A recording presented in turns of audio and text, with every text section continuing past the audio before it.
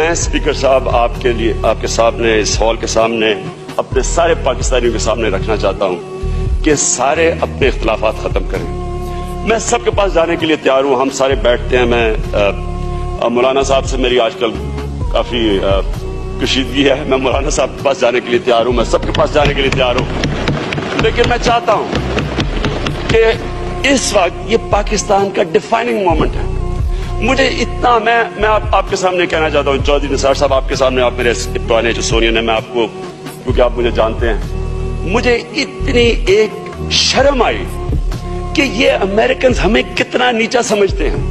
یعنی یہ ہمیں یہ غلاموں سے بھی نیچا سمجھتے ہیں. یعنی ان کی بے حسی یہ ہے کہ یہ ملک تباہ ہو رہا ہے ان کی جنگ میں، لیکن ان کو اتنی قدر نہیں ہے کہ یہ ایک دفعہ بیچاری قوم جو غربت بڑھتی جا رہی ہے کہ وہ بیچاری امن کی طرف جا رہی ہے، اور انہوں نے اتنی بے دردی سے ہمارا پیس پروسیس ختم کیا.